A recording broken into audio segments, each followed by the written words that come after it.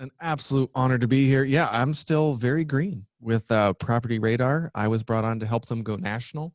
So I'll be working a lot with the media. I'll be presenting to a lot of associations in the mortgage, commercial, real estate, realtor realm, wherever. And basically, it's sort of a dream come true. Part of my job is helping Main Street kick some ass. So maybe we should have a drinking game. Every time we say Main Street, you know, you're at home, just grab a bottle of whiskey. I don't, there you go. Um, First line of business is we're going to go back in the hot tub time machine. One of the last times I saw Sean speak at clubs was back in 2016. It was the last time he did the rounds, and it was for some very specific reasons.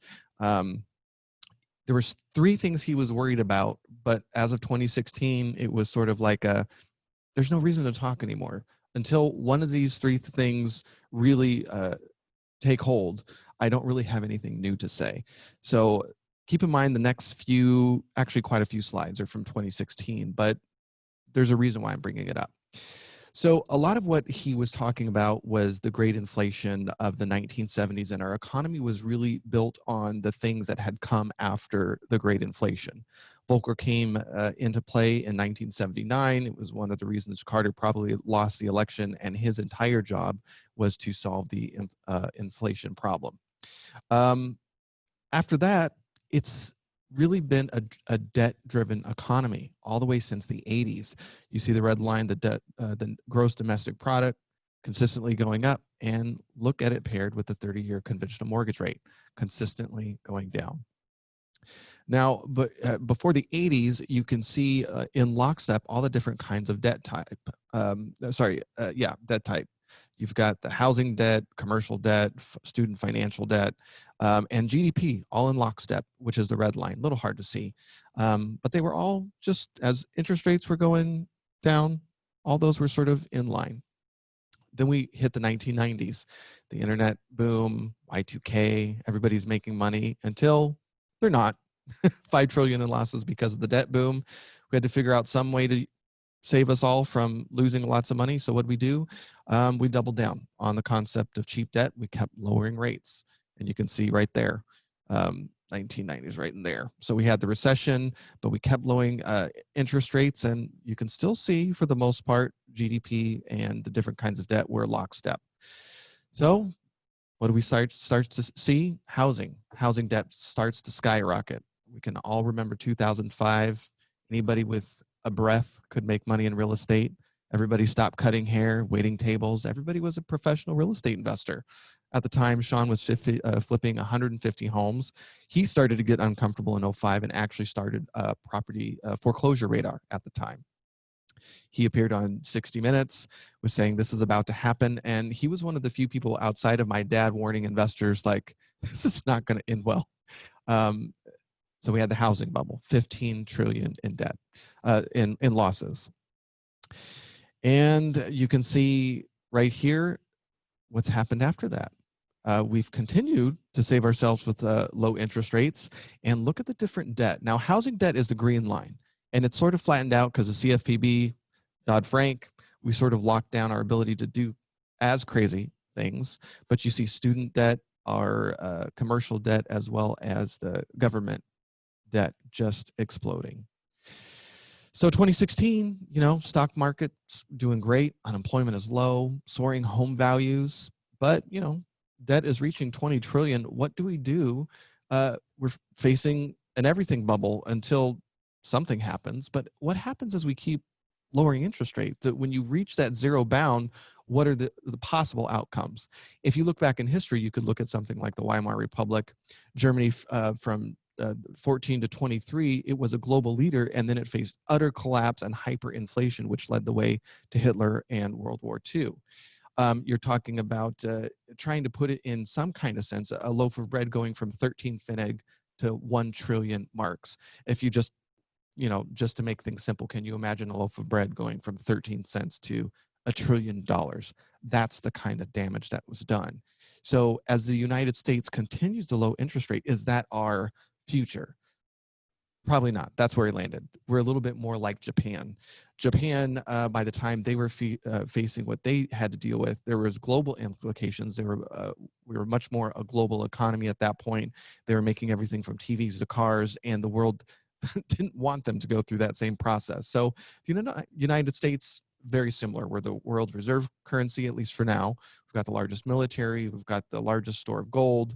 We're the creative tech finance center of the world still.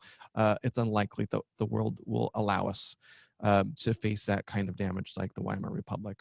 But we're still stuck. Real wage growth is stagnant. High interest rates are practically impossible moving forward. House affordability at some point has its limits. Stock prices are high, but probably just because of cheap debt, which was really interesting to watch. Never mind. Can't get sidetracked. There's too much to cover. Record levels of debt across all categories. We have kept going. And back in 2016, he said 2.5 interest rates is possible in the United States. If you look at the history of Japan, they got down under 2. Is it possible for the United States? So he thought flat was the new black in 2016, and that debt was going to be a major drag on growth moving forward. So that's number one. The second thing he was watching was robots. We've got the picture of Terminator. So the United States has a little bit over 3,100 counties. 3 out of 5 counties saw more business establishments close than open from 2010 to 2014. Only 1/4 of those counties added business establishments at the same rate as the national economy. And 20 counties alone generated half of the county's new business establishments. When you look at where the job growth was happening, here they are across the US. And what was interesting when he presented this, it was right after the election. And oddly enough, the majority of those were in blue states. So there's little wonder why Trump was able to win. There was a lot of people left out of that growth that was happening. The future is already here. It's just not evenly distributed, unfortunately. And one of the things that makes politics really sexy is you hear, oh, we're going to bring back jobs to the United States. Well, what's interesting is U.S. manufacturing output was at an all-time high in 2016. The problem is U.S. manufacturing employment was lower than it was in 1940s, but that's been happening for a while, and about 25% of manufacturing job losses are due to globalization directly. The primary cause, the rest of it, is because of technology and automation, and that's been happening since the late 60s when payroll automation and software first came online. When you really look at real wages of goods producing workers, they've been relatively stagnant while productivity continues to climb. Now, there's the other side of that. Our quality of life has continued to improve. I mean, you look at things like cost of TVs and furniture, IKEA, $1 meatballs, and Amazon, Walmart, the kind of prices that we're paying for things continues to go down because of automation. So it's something that we're going to continue to have to deal with. So that was the number 2 thing that he was watching. Number 3 is the shrink ray. So at the time, there was the book The Black Swan that came out, and there was 8 different things that it talked about, everything from robotics, global terrorism, automation, and oddly enough, in his presentation back in 2016, you can see in the right quadrant, quarantine, pandemic was actually one of the things that he was looking at as a way to stop the 2016 market. Now, if you go back in history to what the Fed did, you had Janet Yellen, and at the time had shown us what the federal government planned to do for black swans. Their goal was to shrink it, like Honey, I Shrunk the Kids, to a cygnet, which is a baby black swan. So we sort of already had the playbook. So in 2016, he got off the speaking circuit saying basically until one of these 3 things change, flat is the new black. So what now? Let's jump forward. What are we looking at? So we've got the COVID bubble. We don't know how much this is going to cost or the total damage, because a lot of what we're having to watch right now is for containment and control, a vaccine. We really, and it's uneven. Every state is dealing with a different outcome at the moment. I don't know if we can say that we've honestly come out in California, if this is wave 2, if we ever got out of the first. Regardless, cheap debt has continued to be our solution. I've been seeing 1.99% interest rates for owner-occupant loans advertised. I don't know if that's what they're truly getting, but it's bizarre. I mean, that is insane. So how are we going to pay for all this? Ray Dalio's Changing World Order did a really good job segmenting sort of how what our choices are. We could do the austerity route, suck it up, let deflation just murder us. It's going to be painful. We could do defaults and restructuring, but that's painful for both borrowers and creditors. We could do wealth redistribution, charge a lot more taxes. We're certainly already talking about things like that. Even Las Vegas, there's rumors that they're looking at an income tax to help deal with their extremely high unemployment rate and the fact that their economy has been decimated because of them being so reliant on the casino world. Or we could print money and continue to devalue it. It doesn't matter what political party you're on. It's clear that they're all talking the same language. You've got Pelosi, not acting is the most expensive course. You got Mitch McConnell. We need to have the American people's backs. And the Federal Reserve chair, we're not going to run out of ammunition. This is some helicopter money business that we're talking about, right, Neil? And we haven't decided on the next round, but I haven't seen anything without at least one T and up to 3 Ts. So trillions. Trillions is like the new billions this decade. It's amazing. Printing money and devaluing it is probably what we're going to continue to do. It's hard to identify who's being harmed. Prices keep going up in real estate, stocks, Bitcoin, maybe not. I don't know. But what can we expect is reflation. Expansion is in the level of output of the economy by government stimulus using fiscal and monetary policy. And we're already seeing them bring back the playbook that we saw back in 2008. There's this really great link right here. I did put a link in the chat box of the slides so you can get this link, but it's basically tracking all the different programs that the federal government is using to support the economy. Everything from buying loans to Apple stocks. Just looking up the plethora of acronyms is pretty interesting to seeing how they're deploying the money. But they're throwing a lot of it out there. But what about inflation? Well, reflation doesn't necessarily cause inflation because they can simply negate deflation. Think about all the businesses going out of business at the moment. Major retailers. I've been fascinated to watch the bifurcation of the commercial versus residential conversation. I've been part of conversations about local malls not doing well and how they're going to survive. They're still technically shut down, and all the box stores, 75% of our local malls box store, one of them went out of business. 2 of them are in bankruptcy. They're not on the list of closures just yet, and they only have 1 tenant that's not in that same situation. So reflation is really just balancing deflation and inflation. Hopefully it's going to even out. So what's some of the impacts of reflation? Well, misallocations of capital. There's winners and losers. I have to be honest, I'm very surprised that the federal government was able to put out as much money as they have, especially in the current political environment. Too big fails to bank got a lot. Too big to fail banks got a lot bigger. They've been propping up failing companies, even sort of junk bond rating kind of stuff they've been buying. It's been fascinating to watch. Another impact is the wealth gap is going to continue to build.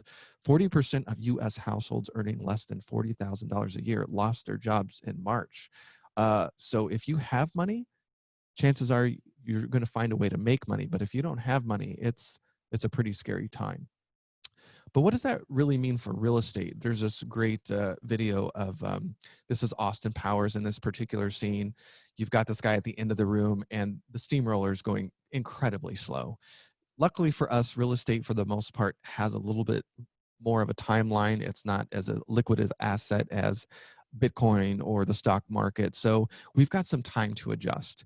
And there's a lot of different things that, we're figuring out. And I'll let you read the slide. None of this is new. A lot of us are getting to work from home and educate from home. There's conversation about parents getting to travel and work and educate at the same time. We're no longer locked into place. You've got major tech companies saying, yeah, we're not allowing anybody back into the office for an entire year, not until 2021. So you've got the conversation of people leaving markets like the Silicon Valley, and companies actually considered changing how much people make based on a living wage where they're moving. That's really interesting. So people thinking that they're going to make Silicon money moving to the, the outback somewhere. I don't know. We'll see. What about if there's demand because everybody's looking around saying, I really don't like where I'm living right now. Oh, and I don't like you. What if there's forced demand because of divorce? It's a little too soon to tell. We started at Property Radar a new podcast called the Data Driven Real Estate Podcast, and we had John Burns on, and he consults a lot of the Wall Street builders, publicly traded builders, as well as the Wall Street companies doing REITs that hold residential REITs, as in single family homes all over the country. And he said that they had actually looked up Google Trends, and divorce was trending up. So maybe that really is going to be a thing. So depending on what side of the coin you're on, residential, commercial, we're still figuring some things out for sure. What about foreclosures? There's definitely going to be a wave of pre-COVID foreclosures that work their ways through the system. I see the foreclosure data every week, but there's still a lockdown. If you can get through the foreclosure process, if the judicial here in California, at least, the Judiciary Committee just came out and basically handed it back to the legislature, saying, you know what, this isn't really our wheelhouse. You need to regulate if there's going to be a moratorium on foreclosures and evictions going forward. But what Gavin Newsom did back in March is he really gave the ability for the municipalities to have their own rules, which I think is an absolute nightmare. It's going to be really messy. We're not expecting any COVID-related foreclosures to really hit the market till 2021. You've got the federal government stepping in. The GSE is basically saying if you've got a mortgage with the GSE, they're going to help you out. You've got the state trying to help out wherever they can, talking to banks, saying, if you don't have a GSE loan, hey, banks, will you step up and help us out? And then you've got the local markets too raising money. If you have a rental in a local market, please, please, please pay attention to the county and the city. Even they're throwing money at it. Here in Riverside, we can access resources at the county and the city level.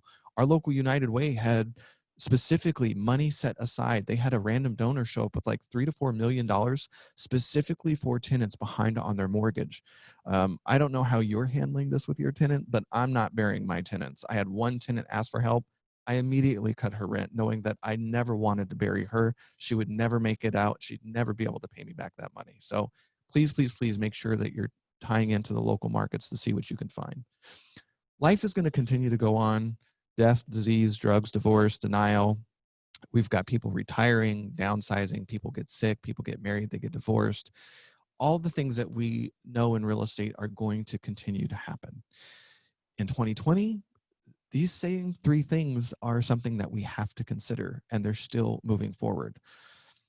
So we're still waiting to see the impacts of COVID-19 and the many trillions of dollars that are going to be lost.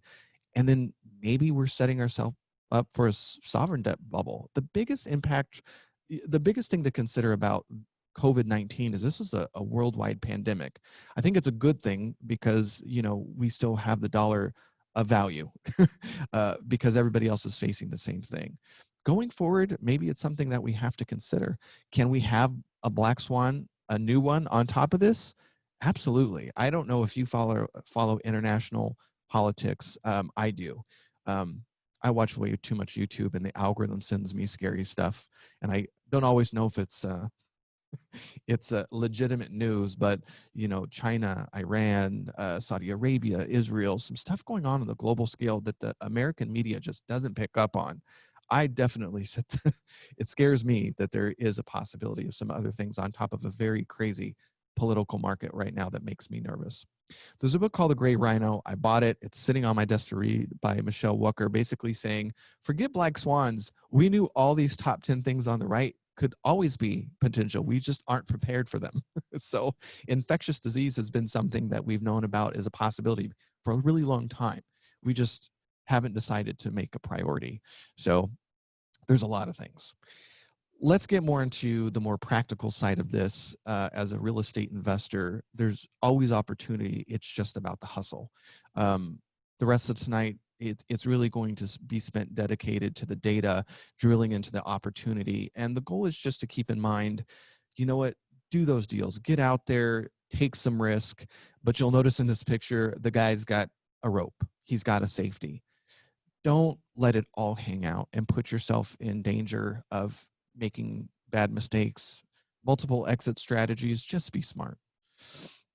So the rest of the night, I'm going to spend on talking about marketing myths. We're going to talk about chocolate and peanut butter. I'll explain what that means. I'm going to talk about a few different ways you might consider doing a competitor analysis. I'm going to do a 5-mile radius from where you typically meet at Pasadena FIBI to find deals and the different ways to research that.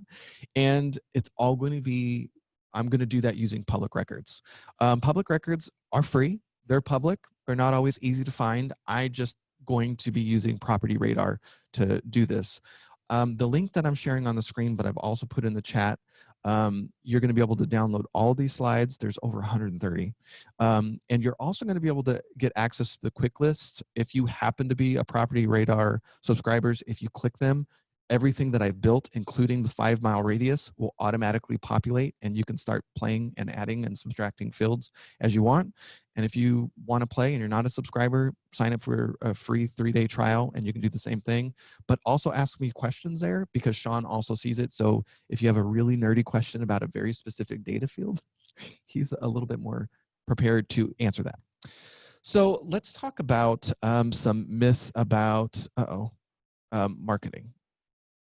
Sorry, I got a window that flew up in my face. It says inbounds. I meant to say inbound. This graphic was made really popular back when social media was just sort of up and running, and HubSpot, I believe, was the one that put this out. It was the new marketing. Old is out, new is in. But I'd like to remind everybody where we were in like the time that this graphic was put out. When you used to post on Facebook, everybody would see it.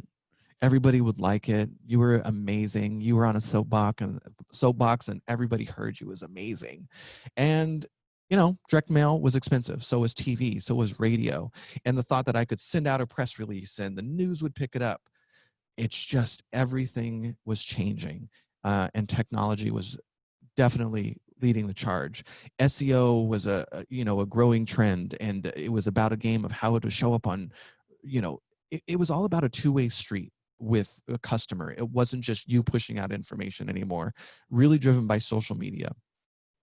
The reality is that it's a lot more complicated, and it's really changed. In the last decade, there's a lot of noise. The free stuff like search engine optimization, it's not free. Those of us who've been playing in that game for over a decade will tell you straight up, it's expensive, it's strategic, and you really have to know what you're doing.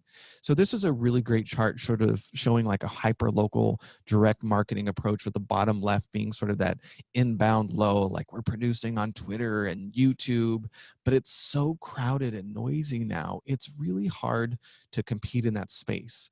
As you go up to the upper left quadrant, you've got the outbound, the newspaper, the television, radio, billboards. This stuff is really expensive still, and it's more difficult. You can track conversions there, but it's far more expensive, and it's very generalized. It's not targeted. In the bottom right quadrant, you have high targeting, and it's inbound. You've got Yelp, pay-per-click. I know in our space, those of you who do paid ads has a cost for paid ads increased drastically over the years. Absolutely.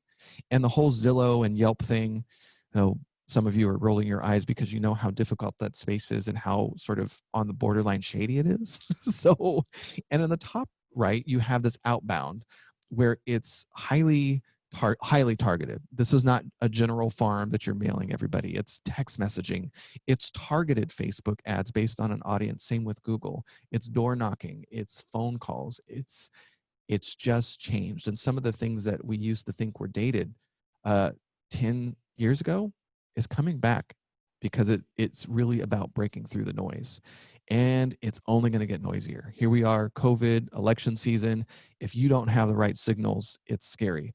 And there's winners and losers. And I'm seeing a lot of, I don't want to say old timers, because some old timers are really picking up their game. Unsophisticated businesses are deciding not to play the game. And it makes me sad. And that's part of why I'm excited to get to chat with you, is that there's a consistent framework that we talk about at PropertyRadar. It's smart, savvy businesses that do really well. They figure out they discover a niche, they understand it better than anybody else, they figure out how to connect with their target audience, and they figure out how to automate the business and drive scale by using automation.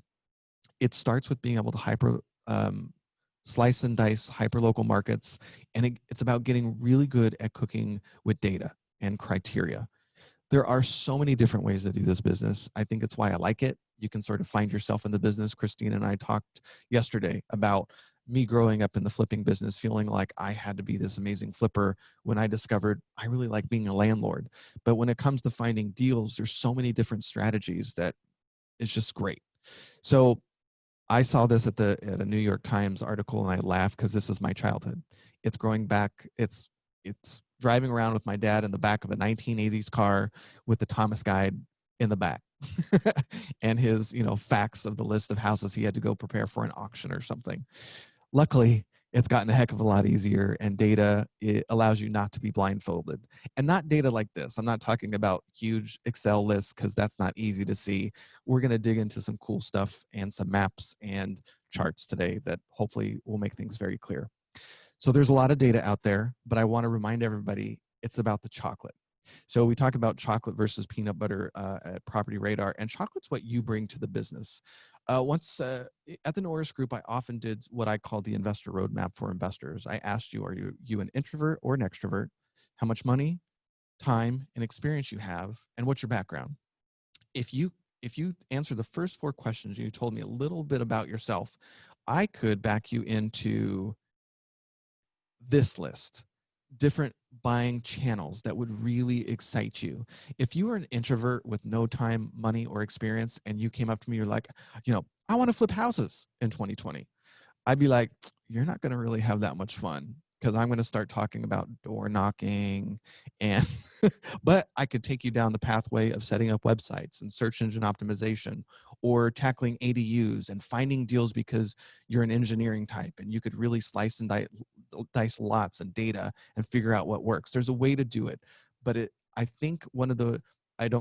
know one of the ways that people get stuck is that the market changes, and they're not willing to bring themselves to the business and understand that the market changes. They have to figure out how it changes. But it's okay to bring yourself to this business, and there's a way to fit in. This is a hilarious video. Do you remember this from the 80s? The Reese's peanut butter. She's randomly walking with peanut butter, and they run into each other and like, oh my God, this is the best thing ever. That's where the magic happens, when you bring yourself and we just figure out the data to make the business work for you. So let's dig in. So iBuyers, I've been following this for years, and even before working with Property Radar, I've been using their data for 2 years, tracking the iBuyers, because I'm just fascinated. They're actually making our job easier. They're popularizing what we've been doing for decades. All cash, as is, flexibility, all that good stuff that we do. There's been 4 in the state of California. But nationwide, they did about 60,000 homes last year, $8.7 billion. It only made up 0.5% market share. Zillow came in very hot and heavy last year, taking market share away from everybody. The fear is that Wall Street is really trying to dominate everybody, and here's their game. It's vertical integration. So you look at a company like Zillow. Zillow is a marketing platform. They have an extremely high share of consumer eyeballs when it comes to real estate, with the Zestimate and their website and their app. They've got agents. They now have iBuying. They have their own closing company. They launched a mortgage company. You've got some of these Wall Street companies even looking into property management. So when a consumer touches their brand, they will never leave the ecosystem of the iBuyer. Now, you can whine and cry about it, but I'd rather you get a little more sophisticated and understand how to play the game. So this is a real letter that I got from one of my rentals in San Jacinto. I think it was about 1.5 years ago. It was a white envelope. It was a real stamp. It was a beautiful letter with all the key points that I'm used to seeing in the yellow letters that we've all come accustomed to. So this company was Open Door. And Dale, look at the blue signature, the blue ink. I mean, hilarious. Even a local number. So right out of the gate, great job. I visit their website, and look at this. This is what popped up on my my Facebook. It's a remarketing campaign, and it was targeted to Riverside. I mean, they're spending a lot of money. In Sacramento, one of our investor friends up there told me that they interviewed one of Open Doors' former employees when they closed down the Sacramento office, and that former employee said they were spending $100,000 alone in the Sacramento market on direct mail and all the different kind of advertising. 100 grand. It's insane.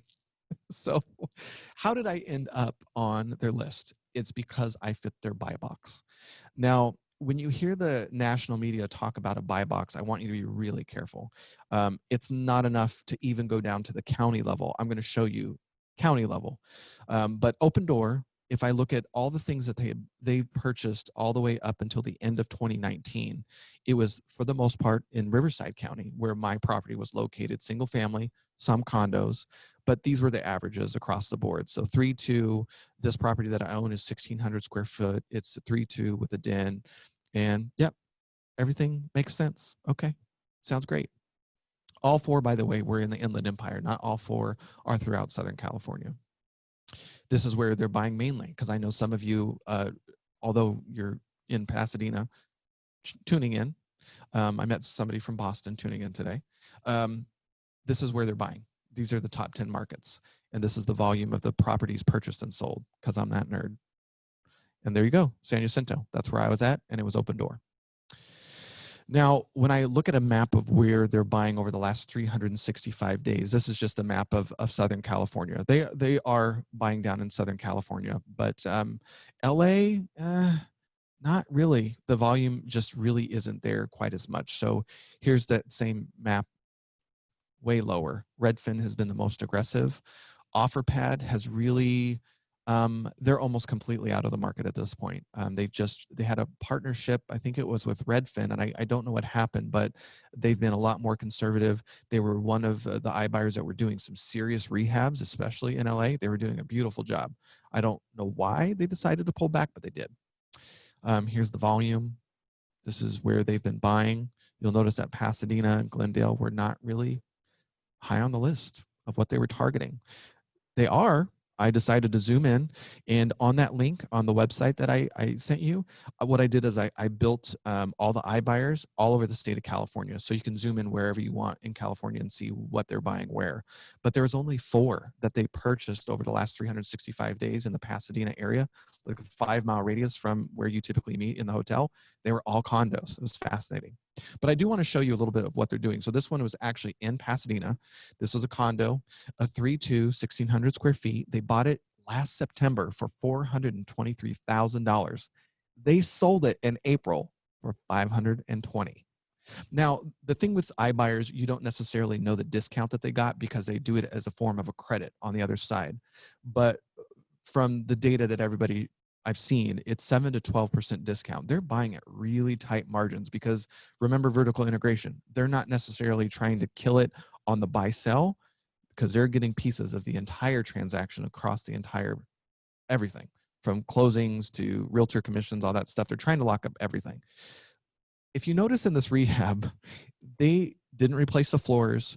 It's paint, carpet, and they paint, and I don't know why they do this, but they like to put in new fixtures and faucets and handles on kitchens and bathrooms. That's it. You realtors online would clock me if I did this as a real estate investor. And I know you real estate investors online are sort of laughing, going, oh man, they lost their shorts.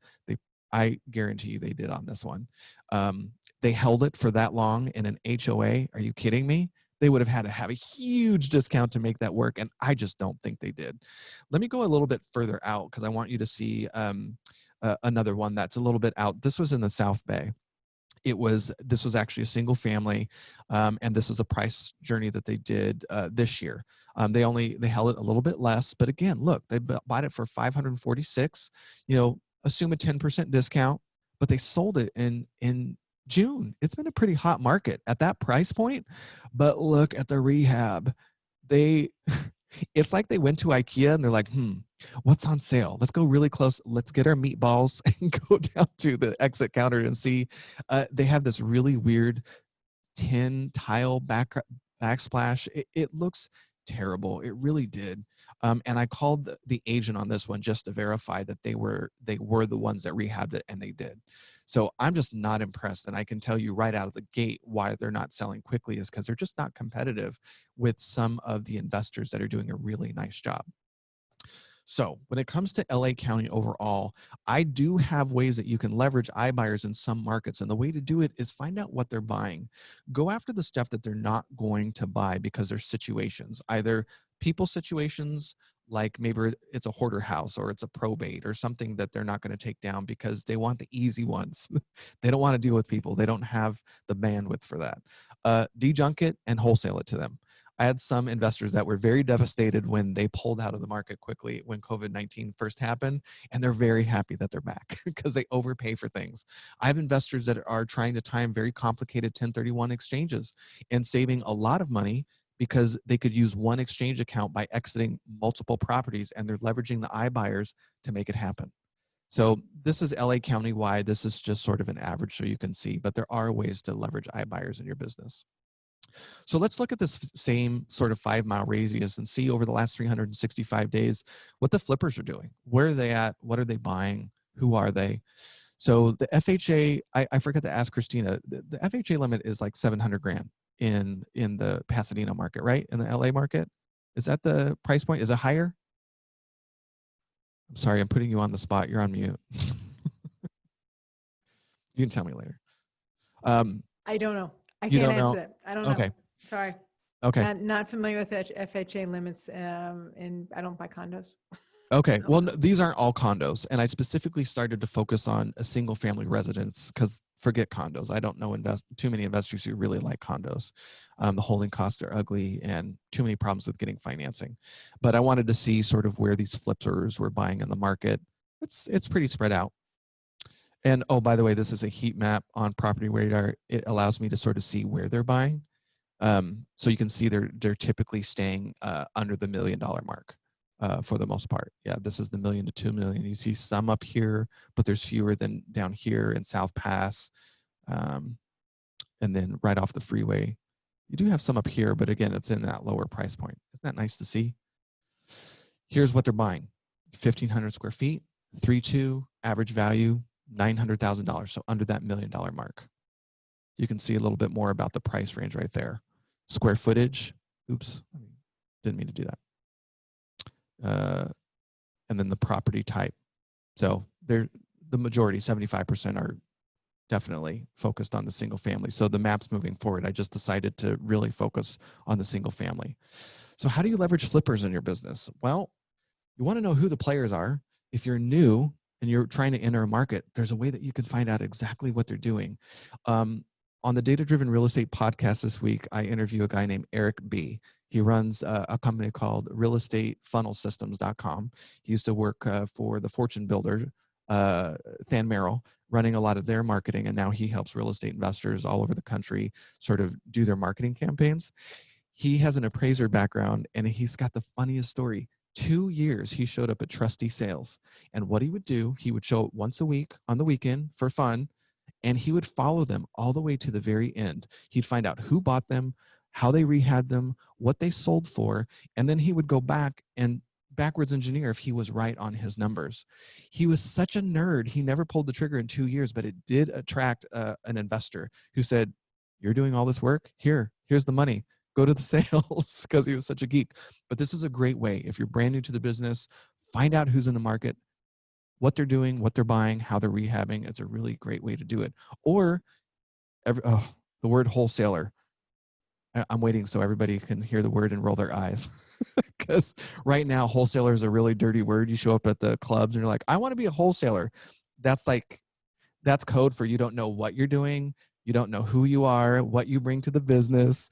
I know, Christina, you're making that face, but you're laughing because you know it's true. You know when new people show up at the club and they're like, I'm a wholesaler. Liar. You're on Bigger Pockets trolling the forums, leaving posts. So, but this is a legitimate way to really get into the market. I just couldn't believe you said it out loud. That's all. I just couldn't believe you said it out loud in front of everybody. That's all. But it's accurate. It is accurate. That's why the face. I'm like, yeah, it is the first thought that crosses your mind. Now, there are some wholesalers that are serious wholesalers, but you find that out pretty quickly. Yes. But please continue, because you have a lot to give. So go ahead. No, I'm doing pretty good on time, and I don't want to discourage you if you're new, but you have to understand that word can be a dirty word if you don't come with game.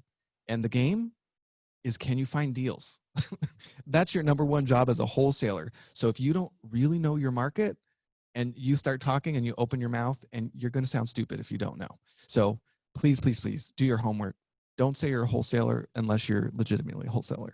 So let's take the competitor analysis, knowing what's being purchased by flippers and by the iBuyers in the market.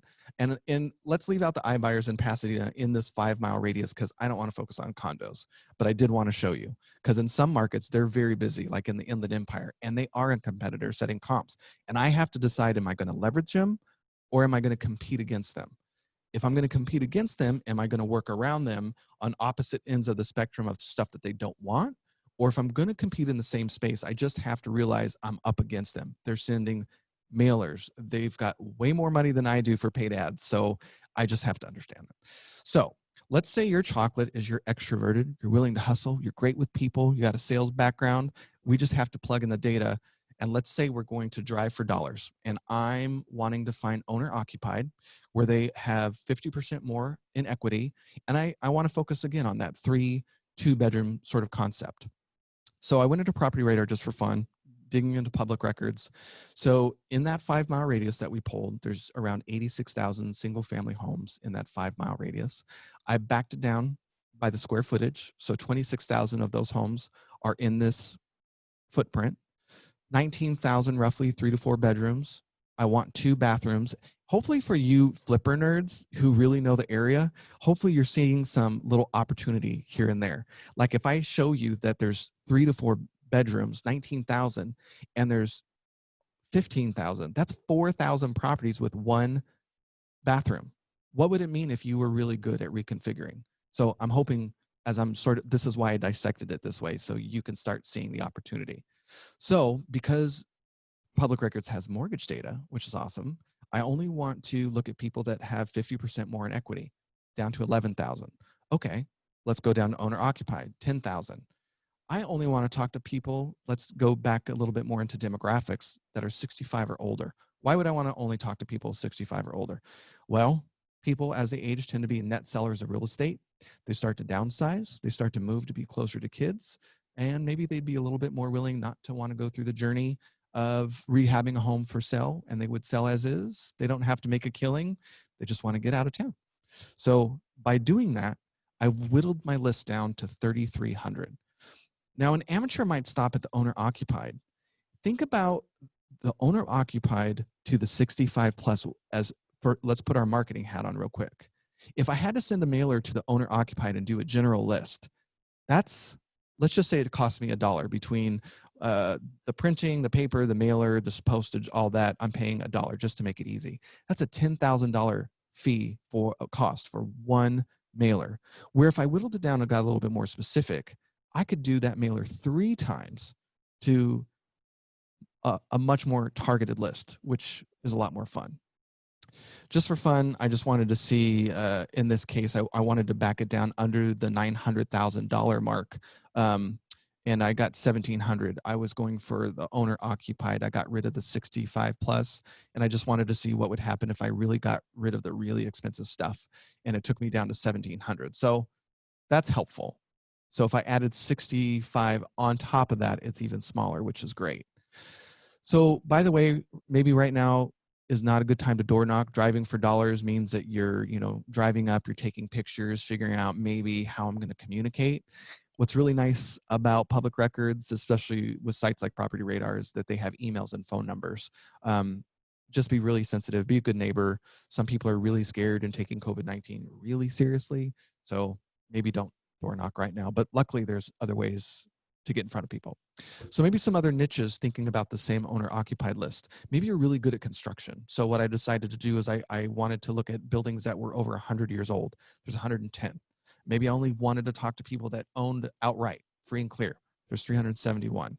Maybe I wanted to talk to families with children, thinking that, what is Pasadena known for? Terrible schools. Everybody does private schooling in Pasadena, right? So what if you could target people with new families, with new kids? Isn't that cool? You'd be like, hey, you want to move? We know Pasadena is really expensive. You're looking to save some money on private schooling? Let's get you into a better school district. And this is really cool with demographic data, just for fun. Animals. Man, people who donate to charity, especially animal, it's amazing. They are so diehard, hardcore, passionate about it. What if you could send like cat postcards, knowing that the person living in the homes like loves cats? I just thought that would be really funny. And you could hit these 43 people who donate to animal charities over and over with really cute postcards of animals. Tell me that they're not going to keep that. Come on, it's going to be on their refrigerator nonstop. Anyway, just for fun, I did look up the pre-foreclosure information. There are 0 in this 5-mile radius. So absolutely 0 people are in some stage of foreclosure, in case you were wondering. All right, let's jump on the other side. So this is a little bit more of a sophisticated market that you're talking to. This is an absentee pro. I want to combine that same extrovert, outgoing. I want to talk to absentee landlords that may be tired of the 3 T's: tenants, toilets, and trash. I'm going to use the same specs as I did before. So square footage, bedrooms, bathrooms, the whole bit, except now instead of owner occupants, absentee. You don't have as many absentee landlords in Pasadena, that's for sure. And when I look at them over the age of 65, it's much smaller. And then when I further back down into the price category, it's a much smaller list. So imagine only talking to So you're going to send me that list, right, Aaron? You can send me this list of 198 people. I think I can handle that. If you're on Property Radar, that's the link that I posted on the website, and you can pull it up, and then you can start adding more stuff. It's really cool. Yeah. Perfect. Okay, good. Yeah. Just wanted to make sure it's available. Yeah, it is. It is available, and it's pre-built for you. I've created the ultimate button, but you'll be able to get rid of the 5-mile radius and go wherever you want with it. That's what's cool. So imagine, okay, I've got this 198 list, and I write a letter. Dear investor, hey, I was driving for dollars, owner occupants, and I happened to swing by your rental. It's looking a little beat up. It's clear that the tenant isn't taking care of the lawn. Hey, Newsom passed a statewide COVID-19, and the eviction moratorium is extended to September 30th. Were you aware of AB 1482? Man, rent control, just cause evictions are getting really complicated. It may or may not impact you, but it's definitely something you want to check out. By the way, Pasadena did at one point have its own local eviction moratorium. It's not clear if they're going to extend it. It's still sort of all up for grabs right now. But hey, you know what? If you ever think about selling, please keep me in mind. You have to remember some of these. I have had investors get an opportunity to bid on not one, but an entire portfolio of properties because you know who you're talking to. So if you have access to the public records, you can find out if they own one, if they own many. Well, I guess that's if they don't do a really, really amazing job doing estate planning. There's ways around that. Anyway, so how about some other ideas? How about we talk to absentee owners that have owned since 75? Why would I want to do that? Well, if they've owned that amount of time, chances are they've depreciated it fully. There's not much tax benefit. Maybe they'd be willing to get more creative. Maybe you've got a way that you can talk to them about seller finance. Maybe you only talk to absentee owners that have 100%, they own it free and clear. How about you talk to people that own in corporations or have multiple owners? That's always fun. Do co-owners always get along? Are there opportunities when one is getting a divorce and they got to get out? I don't know. Just for fun, in this 5-mile radius, I was looking for absentee owners in this category that lived out of state. That letter talking about how crazy California is going would be very impactful for this one person. And you could call them an email, and forget mailers. You could just be like, hey, how you doing? You're the one person. I didn't create any of these lists, by the way. I just wanted to inspire you to understand what kind of other data points are available in public records. We have over 200 fields to search against. So I think sometimes the narrative is people think that there's not opportunity when there's more than you know. It's just not blowing your entire marketing and communication budget on this massive amount of people that don't want to hear from you. So let's go in a little bit. Let's be even more nerdy. Let's talk a little bit about some trends. If you've followed my work over the last few years, I write for Forbes.com. I wrote an article this year. on ADUs, where I really thought that this was the year that this was going to take off because of the affordable housing issue. Lo and behold, it's done pretty stinking well. And California has definitely led the way by legislation at the state level, smacking down local governments, taking it out of their hands. There's very little at this point that the local governments can do to stop you from building an ADU, including things like HOAs. Or it doesn't have to be owner occupied anymore.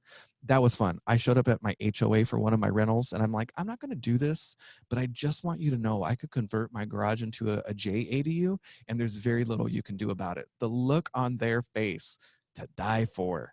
I would never do that. Anyway, PodShare. This is a real thing. Somebody in Los Angeles turning industrial spaces into bunk beds. This is nothing new in Europe. They've been doing this for a really long time. Youth hostels, but people in LA are willing to pay $50 a night for it because it's just an oversized bunk bed with a plug and a chalkboard to write your name on. What really concerned me about this was the very bottom bullet. The future is access, not ownership. God, they're playing like that millennial, speak for this idea of like ownership is so 10 years ago. I really hate that. I talk to more millennials about owning rentals, and they just don't want to buy anything to live in. It's the weirdest thing. I'm like, will you at least consider a duplex, please? So you millennials out there, 1.99% interest rate. Are you kidding me? You realize this is a lifetime, like nobody alive has seen interest rates this low. Just please, just do me a favor. Consider it. There's other things, common.com, co-living is really big.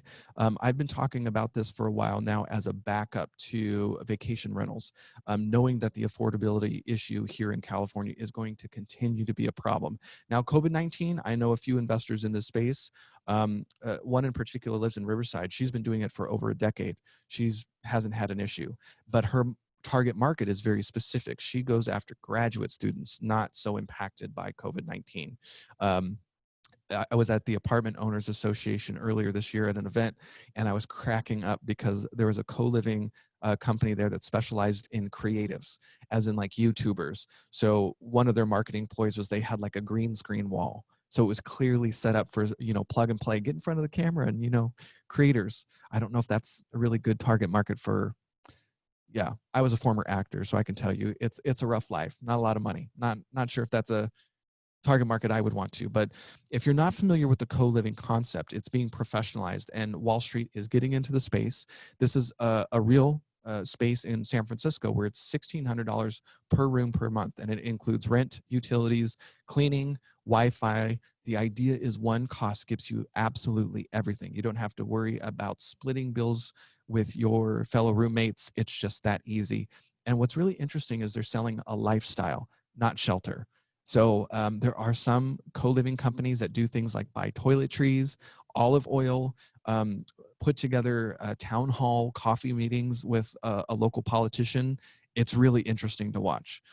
So if you really want to get into the space, start looking up co-living and look at all the really creative things that they're doing out there. And then, of course, we have accessory dwelling units. I'm really excited for ADUs for a number of reasons. There's a misconception that they have to be stick-built, and some of the technology that I follow. Berkshire Hathaway owns a major, it's escaping me right now, but they own a manufactured home brand, a major one. It's better known in Texas. Gosh darn it. Anyway. Robotics in construction, it's coming. 3D printed in construction is coming. It's not coming fast enough, but I think it's going to make things like ADUs a lot less expensive. But actually, before everybody got on the call, I was talking to Kurt. He just turned an ADU into cash flow for him on a rental in California recently. That doesn't seem like it would work, but it's real. ADUs, you have to get really plugged into your local market wherever you're going to build. At this point, they should have very clear guidelines and ordinances at the local level. ADUs can be detached, attached, in basements and attics, above the garage, in the garage, which is called the junior accessory dwelling unit. If you build under 750 square feet in California, you should have no impact fees. Your city might not tell you that.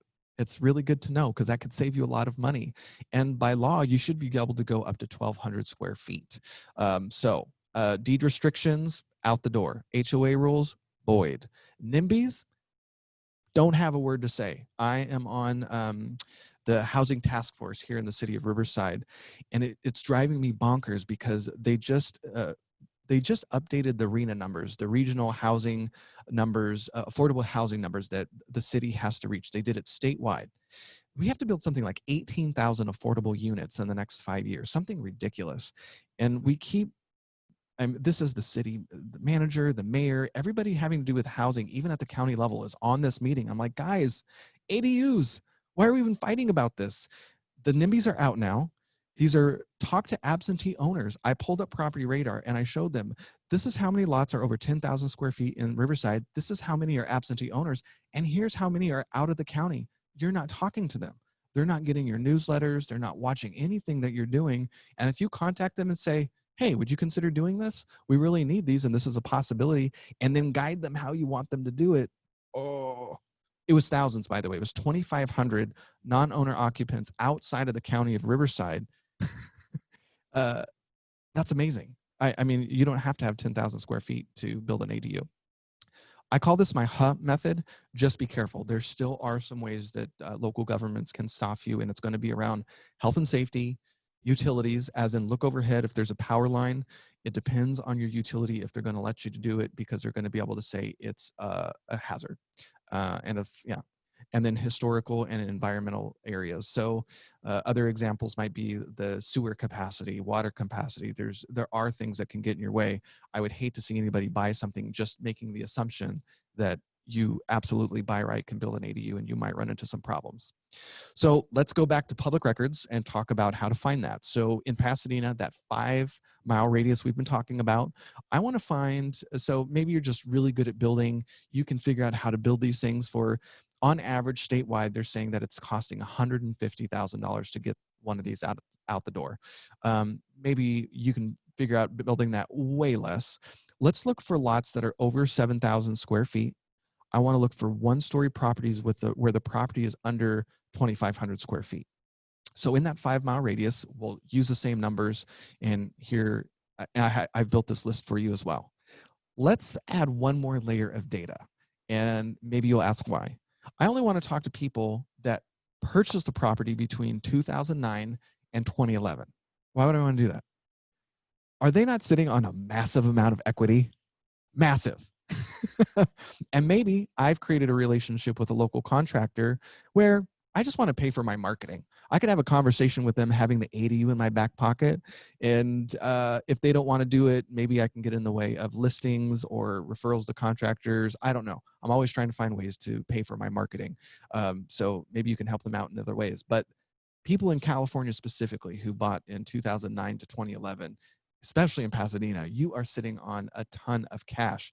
They could pull out money to build an ADU. That's what I'm saying. Maybe they don't want to sell you their house or their property, but maybe you can end up affording that, or even co-marketing with a contractor that specializes in this, knowing that you're going to lower your cost of advertising. You guys are a different situation. When I did this presentation and focused on the South Bay, it was very different. You have a lot of duplexes concentrated around that downtown Pasadena core. So an appraiser that's going to look at this, they might pull in more duplex comps for you, which is very different than some markets. Like if I build an ADU in Riverside, what they're going to do to me is they're just going to say, oh, I can't find any comparable sales, so I'm just going to have to give you an average square foot cost. And the problem with that when you build an ADU is that you're squeezing the most expensive rooms, the kitchen and the bathroom, into a small footprint. So that not going to work in my favor in the Inland Empire. But if you pick the right area in Pasadena, maybe they'll use some duplex comps for you, or you can strategically go into specific areas knowing that you're going to be able to hide the ADU better. So definitely here's I decided to pull some more information on 2-1s. I was really surprised to see single family homes, almost 6,000 2-1s. Pasadena has, my best friend used to live there, and he was on this lot. He happened to be in a really small 3-2 with ginormous lots in South Pasadena. It was really deep. There was a ton of room for an expansion of the primary residence. Like it was a 3-1. They could have easily blown out the back, given it a walk-in master, they don't call it a master bedroom anymore, owner's bedroom with a really huge closet and a proper primary bathroom, and still built an ADU and had plenty of room, and they would have exploded the value of the property. So that's why I wanted to do that for you. There was 7,000 duplexes in that 5-mile radius. I was really surprised to see that. But just understand the appraisal game. I know some of you will be thinking about this using the same data to add square footage or reconfigure. You know, it's dangerous right now with COVID-19. I'm getting a lot of feedback that planning, permitting departments are really behind and people just don't want to deal with it. So reconfiguring might be a safer route. Now, obviously, at the end of the day, the more sophisticated you can be, the better. When you're stacking a lot of the different strategies on top of each other, you're going after owner occupants, but you're also being able to play the absentee owners at the same time. And then you're looking for special opportunities where you can add an ADU because it really makes sense. So it's just a lot of fun. Sites like PropertyRadar, it's just a lot of fun. What's funny is I've been a subscriber for a really long time. I didn't even know they had emails and phone numbers because that's not how I use it. I set up a dynamic list and I get leads every day, and that's all I needed because I use direct mail. But they've got integrations with over 2,000 Zapier connections now. That's really fun. So just for fun, I wanted to show you the ways that other realtors, investors, and mortgage people, the different connections that they're doing, from CRMs to different SMS marketing companies, print companies. Print Genie is really cool. They do one-off marketing. So say like I created a dynamic list. So like when we were talking, somebody was 65. I didn't even know this was possible until recently. Say I get a notification, it could get pushed to a printer who is willing, for very inexpensive, to print one at a time and send it out automatically, and I don't even have to think about it. And then at the same time, it could push into my CRM system, so at least I know it happened. So just really cool automation is possible these days. All public records, again, you can find a lot of this stuff for free online. Just be careful. It's not always easy. If you want to play around with some of the data, and there's a free 3-day trial if you'd like, and all these lists are pre-built for you. So, and we have plenty of time for questions. I was gonna say, wow. We were talking before that Aaron had over 100 slides. We were like, we're going to have to give you lots of time, Aaron, but you did. You went right through it. Absolutely. So let's go ahead and use the chat box for questions. There actually was a couple questions that did go by, but we were busy chatting while we were talking. Sure. So let's see, what was one of the questions that I saw go by? And let's see, and anybody who's got questions, please put them in the chat box. I didn't expect to have time for questions tonight, so I didn't prime it for anybody. Oh, ADU appraisals. That's right, Clarissa. Thank you. So do you know that, are they finally being able to include the value of ADUs in appraisals? Are we seeing that actually show up? Because for a while there, ADUs didn't seem to add any value on the appraisal front. Correct. And it's difficult. I've talked to the Appraisal Institute. I have a contact there because of all the work we've done over the years at I Survive Real Estate. I wanted it there on their radar. They're talking more about it. And also Doug Duncan with Fannie Mae. We've been talking to them about it. And Fannie and Freddie are talking about it.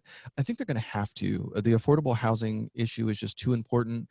And there's no way the state is going to meet their affordable housing goals without it. There's no way.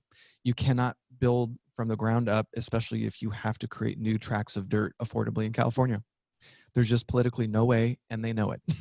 It drives me bonkers. Okay, so we have an odd question, but I actually second this question. So Andy wants to know, what's happening with I Survive now that your dad has moved out of state? Yes, we are still going to work on I Survive Real Estate. We obviously had to cancel the live event. I would never be able to get speakers. And some of the speakers that have typically been on stage have still been featured on the radio show. We've been doing it. What we're going to do is a town hall like we did in March. We're going to do an update, and we're going to invite everybody back. But the concept right now is there's going to be 2 sessions. There's going to be a residential town hall where we get our favorite people from clubs, including Pasadena, FIBI, from all over the state on that day giving us feedback of what's happening at the local level, very data driven. And then there's going to be a second session, another time focused more on the commercial and the nationwide perspective. And then we're going to have a legacy panel. I haven't even asked them yet, but the winners of the Roni Awards over the years, I'd like to have a conversation. I think there's going to be two. They've seen a lot in their lifetime. How have they adjusted? And what are they telling all their great students to do? And what are they seeing nationwide? I'm really excited about that piece. And then we'll go into the financial tactics brunch that we typically do every year. So it's sort of going to be a 4-month run of a lot of crazy information. And the sponsors are going to have live access to be able to ask questions, and then we'll produce it for everybody. It's just been the Norris Group's way of giving back to our community, and we're still committed to do it. And that last town hall you did, I was a participant at that one too, and it was amazing. It was 3 hours long, and what surprised me was nobody left. There was so much information and so much data going by, and so many different presenters that were presenting in these nice little chunks. It was just, it worked. I mean, it was amazing. It had a lot of information. It was informative. It was valuable. And I was amazed that you were able to get a Zoom meeting to last for 3 hours and nobody was tired. Honestly surprised too, and everyone was great, and everybody really wanted it. And I think now is just it's a good time to have that juxtaposition. I know we were all so hopeful, and now we're going into election season. Here it is, mid-August, and we're like, oh God, are we going to be able to open? It's man, Alex, I can see some of the chat stuff. Foreclosures. The thing about foreclosures is the government, this is statewide, this is global. I really don't think the federal government is going to allow a huge wave of foreclosures. I just don't. We learned the damage that it does, adding too much foreclosure inventory to the mix. A lot of consumers did not pull money out of their house. We're in a better position loan-wise, way better than we were in 2008. So even if we have a little bit of a surge of foreclosures, it would take a lot. I'm not saying it can't happen. I just think it's going to be harder. The rent relief, even California politicians are getting it. Not everybody has GSE loans. We have to get more creative, and it's dumb, to be quite frank. I get so frustrated listening to these politicians talk about things that they don't even have control over. This is when you're talking about loans that are controlled at the national level with the GSEs, and they're inserting themselves. It makes zero sense. So I think we'll get there. I think we're going to have to open the economy. There's a lot of pressure right now. I know Riverside County, they're just saying, yeah, we're opening after Labor Day. People are emotionally not doing well. I'm on the board of 211 here in Riverside County, which also controls our suicide hotline. Suicide hotlines calls are up. People are in desperate need. I heard it's gone up by over 30%. Yeah, and there's a lot of talk about the K recovery, where the concept, if you have money, you're going to be fine and you're going to make money. But if you're lower income, it's a really scary, rough time.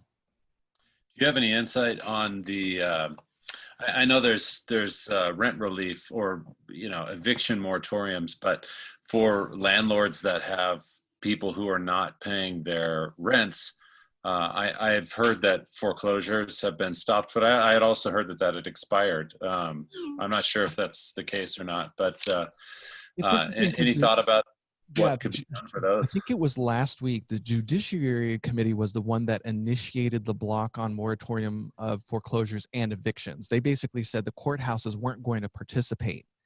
Last week, they basically said, okay, this is really not our expertise. Legislation, it's up to you now, but that lapsed.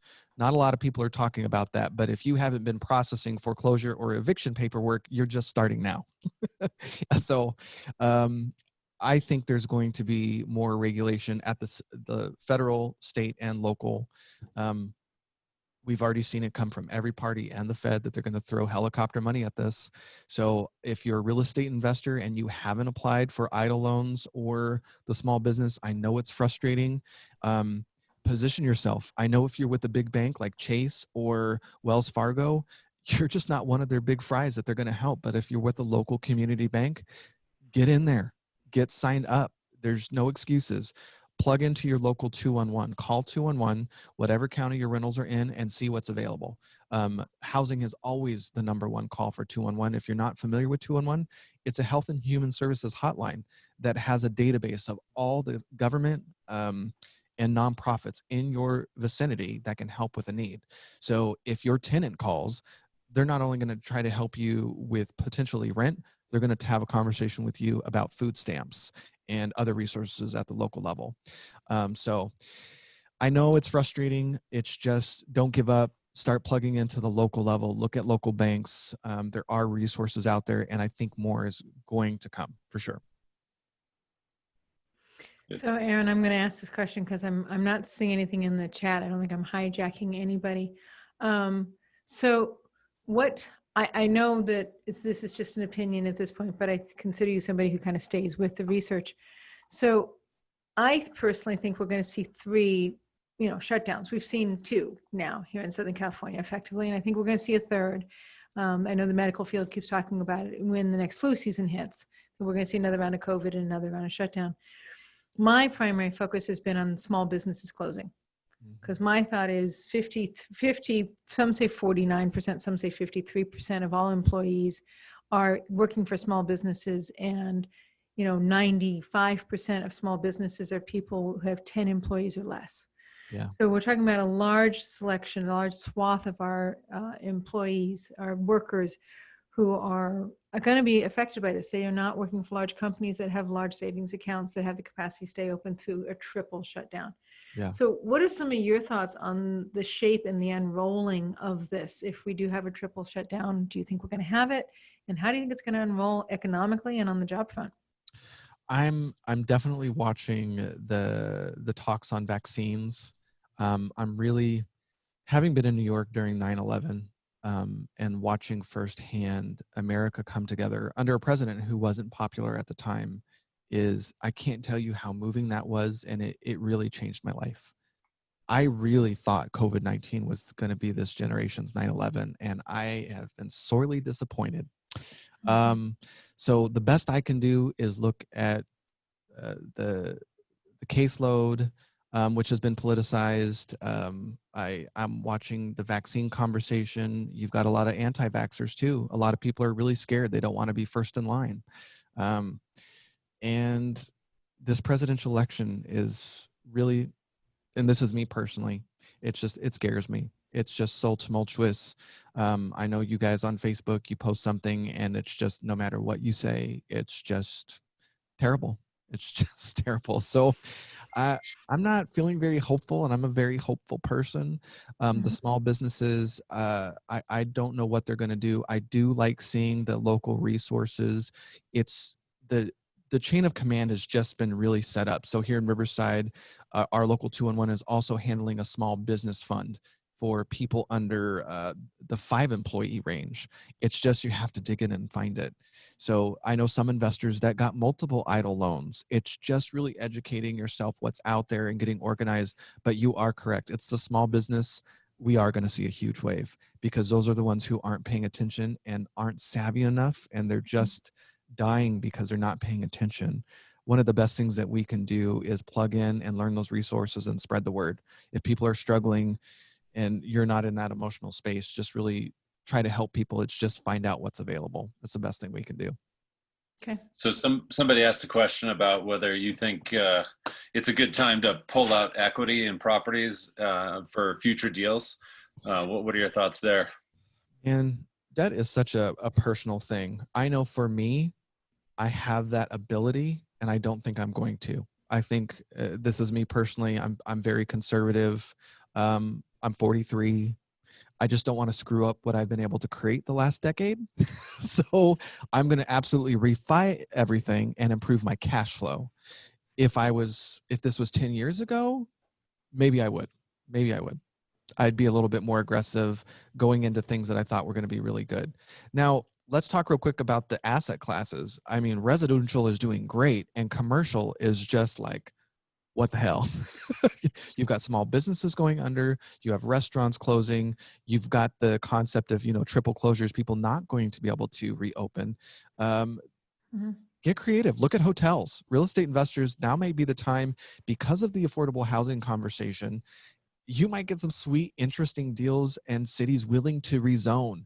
You can go and petition them. You can have that conversation. What if you're able to listen, living in New York, our school had you can't even call them, they're dorms. They were adult dorms. You were given a room the size of a closet with a sink and a hot plate, and you were sharing one bathroom with an entire wall of an entire hall of people. So we're not used to it in California, but maybe we can get creative. Hotels are one of the major categories that are being impacted. So I knew some people getting into the hotel space. I need to go back and see what they think now and maybe converting them. LA has been doing it with the HHH fund. If you haven't been following that, that has been an absolute poop show in my opinion. It was over $1 billion they raised. Late last year, the controller came out and said, okay, out of this much money, we wanted to build 10,000 affordable housing units. They were slated to build, I think, 6,000 at a cost of $530,000 per unit. Guys, imagine how many ADUs that could build. Or maybe you can create something different. Just, oh my gosh. That's why I think I like the political thing, is the creativity. Like once you know how the game is played at the local level and that you can ask, they won't always say no. So now is a really interesting time with commercial being damaged. And because you know the affordable housing conversation, get creative. So one thing that I'm curious, over the last since the COVID outbreak, the prices in Los Angeles, Southern California have gone up substantially. I don't know if that's across the entire region, but certainly in areas that I've been investing in. And I'm curious if you think that's a neighborhood by neighborhood area, if it's kind of a general trend that's happening, and whether you think that's a bubble, whether you think it's going to continue. Yeah. What does your magic 8 ball say? It's not magic 8 ball. Zillow came out with a report nationwide, which I'm always suspect. They're talking about urban markets going up 6%, suburban going up, I think 11, and rural markets going up 13. So across the board, everything's up because you have a few dynamics at play. Anybody who didn't have to sell took their inventory off the market, and it was off the market still. So all of a sudden you've got people sort of rethinking life. They can educate from remotely, they can work remotely for the foreseeable future, and they're sort of rethinking their living situation. So you've got all, the 3 months of people that would have normally shown up, and then the added pressure of people trying to exit different markets. Now, I lived in downtown LA for a few years. My partner had a job in downtown LA. Thank God he hasn't been down there. But it made me sad. I couldn't buy anything. We were paying, $2,300 in rent. That $2,300 in payment turns into a real house, especially at the current interest rates in a property in Riverside.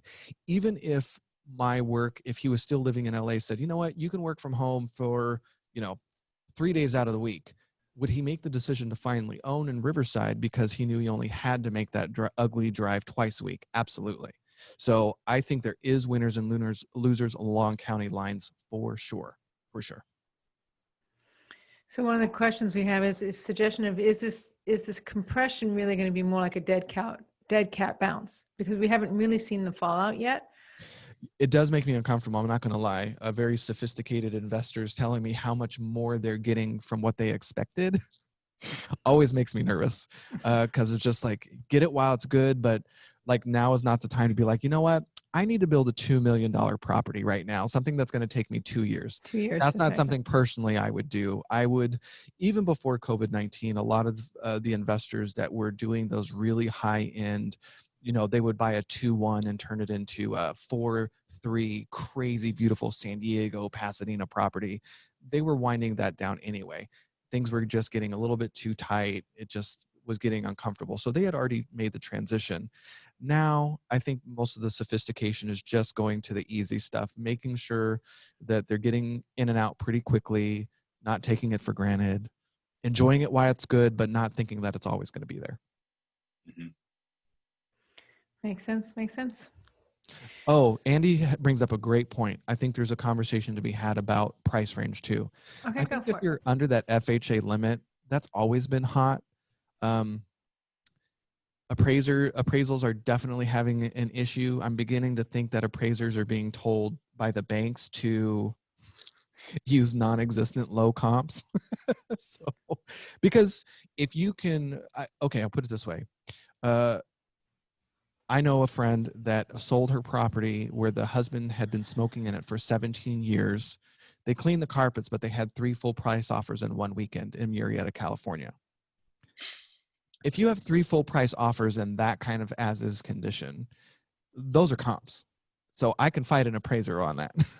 So independent there. So I don't know how they're going to ignore the ramp up in price for sure, but I like that affordable housing category because I'm not in the jumbo loan space. You've got the federal government that came out surprisingly last week and said, hey, we're going to have a random 0.5% fee for refis or new purchases. So it's like a new risk factor. I think everyone's just a little bit nervous. I like staying in that category where you have the most demand. I'm not interested in really high-end flips at this point. Even Me the stuff either. that we're building in Florida, by the way, it's catered to that. It's first time. We're building stuff under 300 grand when the FHA limit is 300 out there. Right. The retail price, the one that I built was 1,800 square feet and it appraised for 260. I love that because I feel like I have 2 exit strategies: sell or rent, and it works. I love it. Okay. So any last questions anybody wants to push through? So one of the things I think is interesting is that Andy put up the affordable housing is in high demand, and wobbly boxes are going really quick these days. What I'm seeing is a lot of trends in the market of just like, not necessarily in the numbers, but in the stories of people continuing to actually make moving decisions on their life where they're going to live based on COVID. That's what it appears like to me. They're like, we have people move. I have 3 different families who are moving out of town into multiple acres worth of land. Wobbly boxes are increasing. My short-term rental, the short-term rental I have that's doing the best is the 1 bedroom, so that people can show up and be isolated and shelter in place in the 1 bedroom in the short-term rental. So they're not multiple families traveling together.